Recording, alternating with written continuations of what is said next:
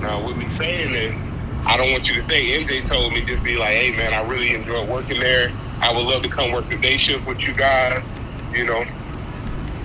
Wow. Like that, you know what I'm saying? Because you was dealing with a monster, man, and he very one-sided, and I feel like whatever you did and however you stood up to him, you had justifications in it. He just not man enough to take it. You know what I'm saying? Right. I'm talking to him right now, trying to see if he'll come to day shift. You hear me, bro? Yeah, I hear you, brother. I hear you. Go ahead. Keep speaking. I'm listening. But yeah, man, so if there's a way, like, if you could just, I wouldn't say sit down, unless you already got another job lined up, I wouldn't sit down and say, thanks, Brian, but just be like, Brian, man, I wouldn't mind coming to one of the day shifts, if you don't mind working day shift. You know what, brother? I appreciate that offer, and I love you for that. Thank you so much for even thinking of me like that, and you are absolutely right. If you get some time, give me a call. I will fill you in on what really transpired, because that's exactly what happened. I stood up and I called out his leadership because I felt like it was favoritism going on, and it was unfair to the fact that every time I come in and I put out work and I do what I do to keep the shift running, and then somebody else is doing other shit and not putting in as much, I called it out for the final time. And it wasn't like it was just a one-time thing. This has been building up for weeks. And I just been keeping my cool, staying professional, because I do have I have a first priority job. I am a chemical operator during the daytime at a big chemical plant. Yes. So losing this job ain't shit. Losing this job is shit, and here's why, brother. Because inflation has affected all of us. Yeah. And one stream of income is not enough in today's society. So instead of creating a business or going in for a business, I just decided to get another job and let somebody else deal with the taxes.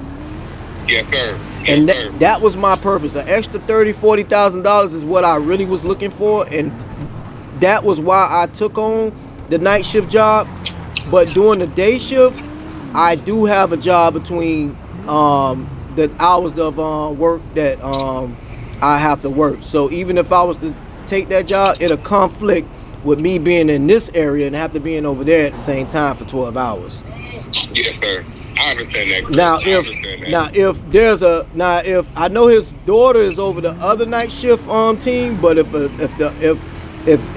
the judges feel like that and I could come back to the other night shift where things are at least straight across the board, I would do that. But as far as working on the AT where he's picking and choosing who he's allowed to do what and what, I'm not with all that. I'm not with all that, man. So my question is this, Chris. Did you feel like you was the only one working and everybody else was like really getting away with that bullshit? Like Marcus and Mr. Rodney and stuff, they were just chilling all night. You out there working. Well, it's a lot to that, because again, if I come in to dump, Marcus coming in to load, and Mr. Rodney is pretty much putting up. If there's nothing to load, he don't fuck with Marcus. If there's nothing to put up, he don't fuck with Rodney. But if there's nothing to dump, all of a sudden he need me to put up, he need me to do this and do that, which I didn't mind. But here's the deal. When I want to rest my head like everybody else rests their head, don't come waking me up for bullshit. When I want to be on the phone, on a private conversation in the parking lot, don't come telling me, oh, you can't be on the cameras. Because you letting one person chain smoke in the fucking parking lot all night. You let this person sleep all night. And you let this person do that, and that person do this, and this person do that. Well, damn, when I want to have a little piece of privilege and a little piece of freedom, all of a sudden you want to throw the rule book out on me. Right, because he said something that you got to throw for your headphones, and you wouldn't listen with the headphones. Now, let me tell you about that. Here's the straw that broke the camel back, MJ. Out of all the shit that's been going on these past couple of weeks, I've been square peg goddamn shape, right? I believe it. And look, he couldn't have shit on me in the last 2 weeks. He came to me last night. I was on a private conversation. I stepped outside because I didn't want everybody in the break room in my business. And he came to me and said, hey, my guy, something about the shuttle. Then he said, oh, by the way, you only can have one headphone on the float. I say, huh? He said, yeah, you're going to have one headphone on the floor. I said, okay, whatever, AT. I got you. I'll take care of it. But what I did was, MJ, as a man, I went to him in his office and waited on him. When he came in his office, I privately wanted to have a conversation with him and say, hey, look, man, explain to me the deal about the headphones. He goes from 0 to 100 real quick about what the rules is. We can't even have, we ain't supposed to do this. We ain't even supposed to do that. Then he runs out the fucking damn office. Because I started saying, nah, man, that ain't true. Because I've been doing this shit for the past 2 months. So he runs out the office and to the break room to get Rodney and Mr. Marcus to co-sign with him about what the rules is, because I guess they've been here the longest. So he goes in the break room to make a whole clown circus show. And I'm sitting here like, AT, I was trying to talk to you in the office. You came out here with this front running shit, man. Now the gloves are off. Fuck it. So I lost my cool and said, this person does this and you don't say shit. This person does that and you don't say shit. This person says this. So I started calling out all the stinky shit around the room. I said, the man walking here and the man walking here and catch me with one fucking headphone. It ain't gonna matter if he catch that motherfucker sleep, that motherfucker on the tablet, that motherfucker in the parking lot, that motherfucker doing this, that motherfucker doing that motherfucker calling out 4 times a goddamn week. This motherfucker missed their whole shift. This motherfucker come in late and you don't say shit. They come in late and still go to sleep. Still don't do shit. But you won't, hey, my guy, I need you to do this. I need you to do that. I need you to do this. Eventually, that shit get old, bro, because the examples you leading by ain't gonna fucking correspond with people trying to damn follow you. Right. That shit just ain't gonna work, dog. That shit, dog, you gonna respect your father for so long if he tell you don't do shit, and he out here fucking hoes, but he tell you, be faithful to your wife. Don't cheat on your wife. But he out here cheating on your mama. Right. Eventually, you ain't gonna respect that nigga. You're like, nigga, how you gonna tell me what to do when your ass over here doing this shit? Man. And see, and what's so unfair, he's so unjust. That's how South Philly got a bad rap, man. Man. But I've been dealing with this shit for the past 3 weeks. I don't know if you noticed in the last 2 or 3 weeks, I ain't still speaking AT at all when he comes to the door. Yeah. I leave my in the shift report. Yeah. I also leave out the work that we did on the table with notes on it. He don't take account for it. So I feel what you're saying, bro. I feel what you're saying, man. That shit is fucked up. Yeah, it's fucked up, man. And you know what? It's a culture thing out there. And you know what, MJ? I'm a rules guy, but I'm also a people person too. If this is how it is, well, fuck it. This is how it is. I'm not gonna come here and change shit, because this shit was like this before I got here, right? I'ma fall in. When you're in Rome, you do what Romans do, right? But when I start doing what the Romans do, don't come to me with no rule book, bro. Thank you. And you need to be lucky that, one, I come in here with a good attitude every day. Yes. A lot of us can't say that. Yes. I come in earlier than my clock in. Yes. A lot of them can't say that. Yes. I come in for myself all the time. I haven't seen you miss a day. I missed 1 day last week, brother, and that was because of the situation that happened last week. That said, I said, you know what? I'm calling out tonight because everybody called out. They came in late and they got away with shit. I said, you know what? I'm gonna get me a piece of this pie too. Fuck it. I'm calling out my damn self. And I left him a nice note saying, I can't make it tonight. I'll be back on my scheduled shift. He said, okay, no problem. Then I come in on Saturday night. I do my job. Again, we were short. Let me tell you about what happened Saturday night. We were short, right? It was me, Marcus. We was missing 2 verifiers. It was him and Christina. Me and Mr. Marcus and the new girl named Mary bust our ass until about 4 o'clock.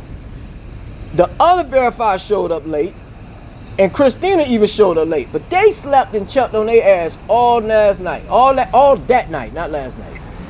Yeah. 4 in the morning, me and Mr. Marcus finally called up. We want to not get our little Z's in, right? Before the shift change, right? Like everybody else do, right?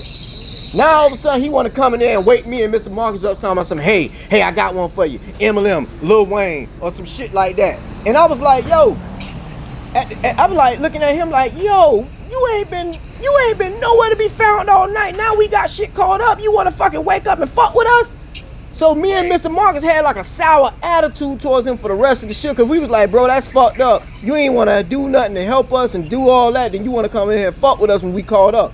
Then the very next night, which was Sunday night, MJ, He came in Sunday night. Now we got a full crew. Now all of a sudden he want to jump on the forklift and do my job. He want to dump. Now he want to put up. I say, hey, AT. I blocked my container, right? Because I was dumping. And he tried to go in there and beat me to it. I said, AT, what's up with the inconsistencies? What you mean inconsistencies? I say, bro, last night when we were short, we could have used your help. We could have used Christina's help. But y'all sat on y'all ass all the way to 4 o'clock and you came in that break room with the bullshit. Now we got a full crew tonight. Mr. Marcus back. Everybody on time. We got a full 5-6 people crew. You want all of a sudden front runner. I say, nah, bro. I got my dumping tonight. I had it last night when we were short. I got it tonight when we full. I'm consistent. He had an attitude with me all Sunday night. Man, I'm sorry, bro. I'm sorry, bro. And that man to me is hell, bro. That man is hell, bro. Yeah, I feel you, bro. That's why I stopped fucking with Buddy. I don't even want to talk with you. Right. Don't get me wrong. I work with a bunch of people, different shifts, other jobs. But my thing is, I don't get along with everybody. Right. But my thing is, you don't give a fuck about nobody but yourself and what you got going on. And it shows you about self. You're better than everybody. You try to put on the front for people like you're doing so much. And that's why I cannot speak words to you. Yeah. Bruh, I done been in the military and I done had to defend my I swear to you, bro, all my life. I done been in the military overseas and had to be with somebody I don't like. But we had each other's back. Right. Yeah,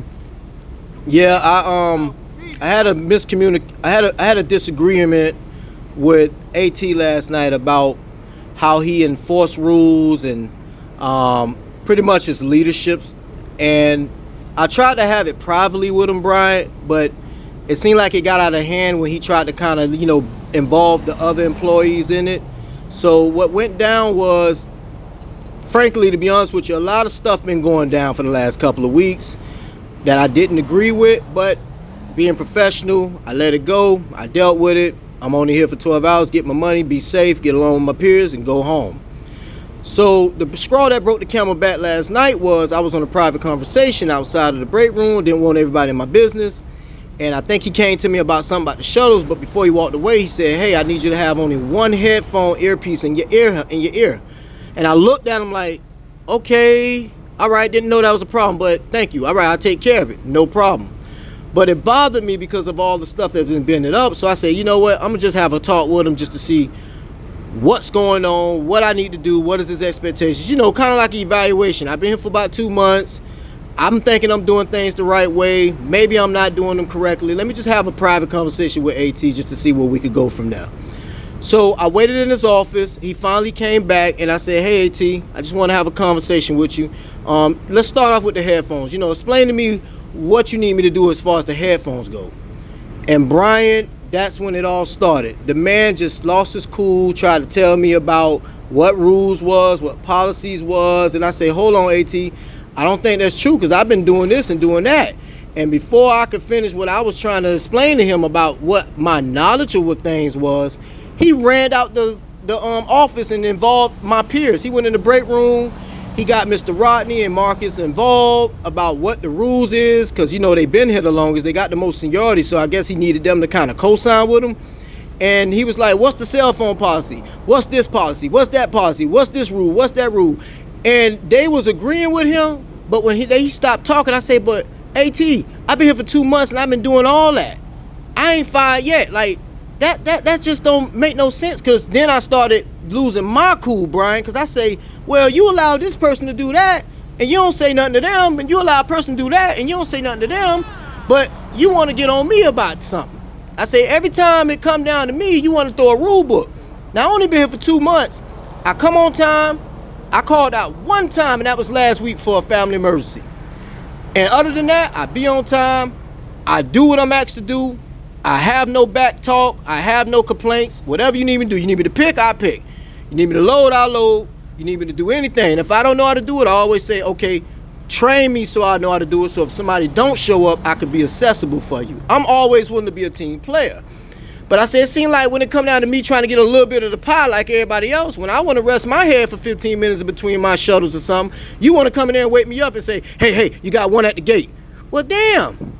I just came back in here. I knew I was finna go back out there in 15 minutes, but okay, I'll go take care of it. But this person over there knocked out cold with slob coming out their damn mouth.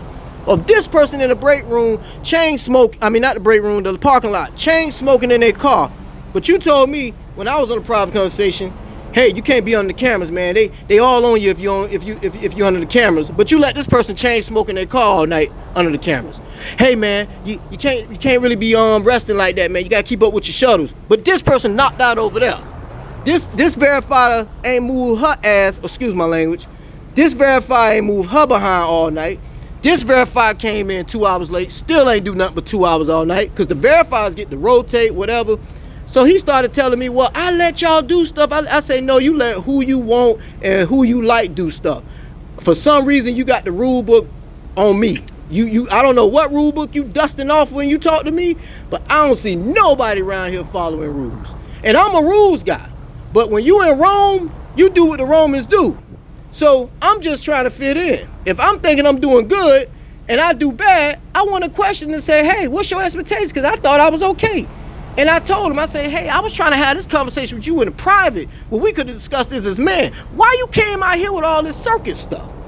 And then from that, he said, well, you could just hit the clock and just go home and don't come back. I said, are you firing me? I say, now look, if you need me to go home because the tension is high, that's one thing. But if you're firing me, let me know. Well, I'm letting you go. I'm firing you. I say, okay.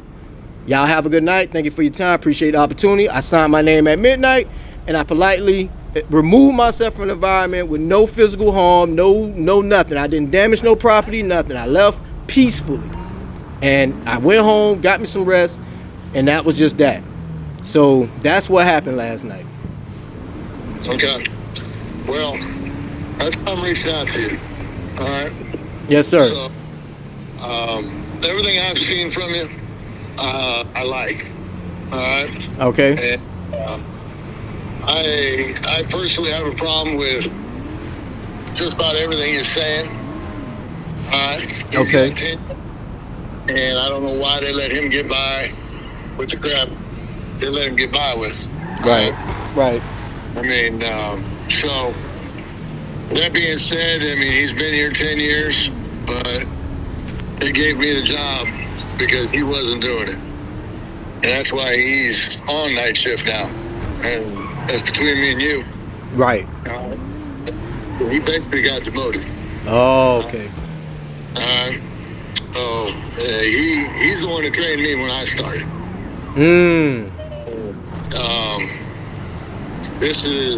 But I'm the building manager now, so everything I saw, you're the only one I ever saw here early. Wow. Compared to everybody else.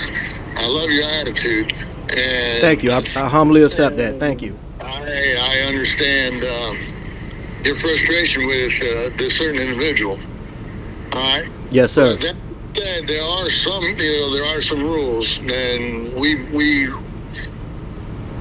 I am probably as guilty as he is, with the cell phone thing. Right. I mean, if we want to go by the rule book, yeah, there's not supposed to be cell phones, and having 2 earbuds in, how can you hear traffic, and it's a safety hazard, that's fine. But if it's your time, you're in the break room, something like that, I let it slide too, in between shuttles, if you've got one in your ear, that's fine. But as long as you can hear what's going on around you, but, that is a rule. But like I said, I'm as flexible on that as the next guy, as long as it's not a safety issue. I mean, if we want to start throwing rule books out, yeah, that is a rule, but no. But don't throw it out at a time where it's convenient for you. There's more to it than that. And he let Rodney sits in there with his freaking. He started bringing up PS5 shit and everything else. But he'll let Rodney come in an hour early and sit on that fucking tablet watching his news for 2 hours. And that's why I brought my PS5 in. Yes, sir. That's pushing it. But now he's throwing that like that's a reason and shit like that. But that's getting a little excessive. Don't get me wrong. Yes. And I agree with that. And then I guess what I'm reaching out for is, what's your experience with Judge? I mean, are you good with a different position or a different shift? Absolutely. And you know what's crazy is I had an offer on the table at NFI for $18 an hour, and I told them I'm at Judges. I make $17 an hour. The people are great. The environment is great. I am happy. I'm content. I say it'll take more than $1 extra to move me from my position. Do you know they called me back and said we'll offer you $21? I got the screenshot. I can send it to you. They called me back and say, Mr. Norton, we ain't never heard nobody with such a great, same thing you said, great attitude, who just in love where they're at.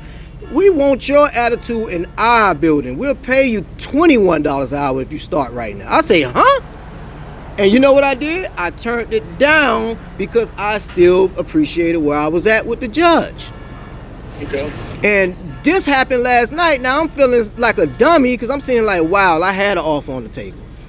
And I turned it down because I was in a great environment. I was in a place where I thought, you know, sometimes you want to go, everybody knows your name, right? Exactly. But then this happened last night. So now I'm over here like, well, I guess I got to, you know, do what else I got to do. But since if you can will your wand or, you know, exercise your power and strength, I wouldn't mind working back at Judge, but I only could work night shift because I am a chemical operator in the daytime, Monday through Friday at my primary position.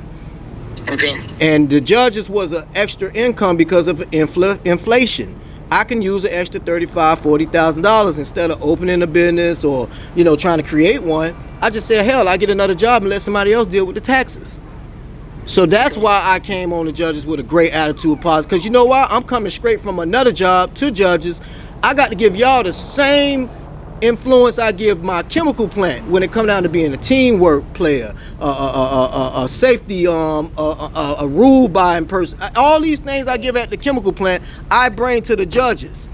And I'm early because my job is right down the street. So instead of going home and doing all that stuff, I shower at my chemical plant, change my clothes, come straight to Judges with the same attitude I had when I came here, because I don't cheat nobody. So when you get free? I get free. You know, the 4 on 4 off sold me. So that was a great schedule. Being on 4, off 4. And in between that time, it's like, you know, I catch a power nap here and there. And like you say, the flexibility on being on night shift, you know, like you say, everybody's flexible on certain things. But damn, man, when I want a little piece of that pie, don't come throw the rule book at me when you this person over here doing all this, that. That's not fair. All right.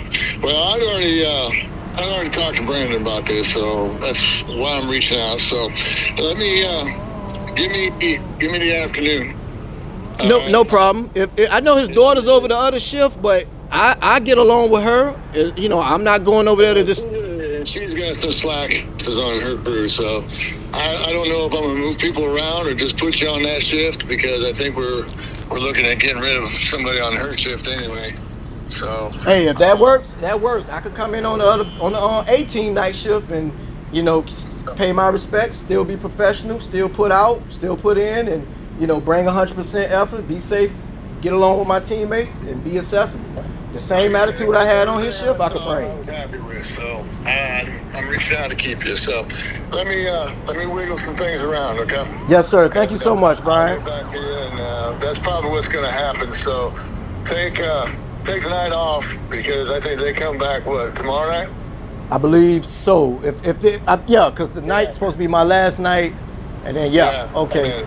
Now before you make. Plan on that being the plan right now, and I'll call and verify, or at least leave you a message or something. But take the night off, and then plan on probably doing that.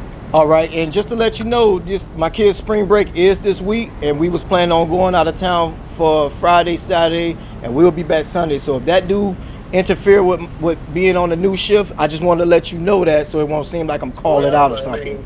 Yeah, well, with that being said, why don't you just take the rest of the week off then? Yeah, let's do that. I'll take the rest of the week off. If that's okay with you, then start fresh. We'll plan on that next rotation. Oh, Brian, you're the best. Thank you so much, sir. I appreciate you. I appreciate it. Talk to Leah, make sure that's good, see who we can move from her shift, and that way we don't have any conflict with you coming one day and then taking 3 days off. That'll work for me. Thank you so much, Brian. Give me a call. Let me know what's going on. I got your number saved. I left a voicemail while you was calling back. So again, I was talking to Jerome, and he was on my phone, so I called you right back. So you got mine, I got yours. So that'll be the plan. So take the rest of the week off, and then plan on coming back on the other crew. thank you so much. I will do. I appreciate that, Brian. I appreciate your opportunity. Thank you. I appreciate you too, buddy. All right, take care. You too. Bye-bye. Oh, my God. Oh, my God. In 4 years, I wouldn't say nothing. He need to tell me I've been on 13 months and I got a house and all that shit right around the corner from the job. God damn, bro. Let me, hold on, wait now. Hold on. You telling me, yeah, you right, because the motherfucker go to jail, the motherfucker pretty much done. You go to jail, you telling me the motherfuckers was willing to pay your lawyer and all types of shit? How you think I came back to work there at the same job after going 2 weeks? Yeah, because I didn't know until I said Happy Father's Day. Hey, man. And you was like, same rules still apply. I was like, oh, shit. Yeah. But I knew y'all had, I called when my girl said, a few for attention Happy Father's Day. I said, take some back and tell them what's going on. Hey, man. I locked up. Straight up. I had to sit down. But see, look how you got them folks in your corner, though. Folks willing to pay this, pay that, take care of this little fee for you. Man, look here, man. You can't do nothing but praise God about that, bro. I do it all the time. I do it all the time, bro. And I just, like, you know, at times, like, well, I'm really blessed, man. Yes. I mean, I gotta tell you, to keep it real. All day, every day, no days off.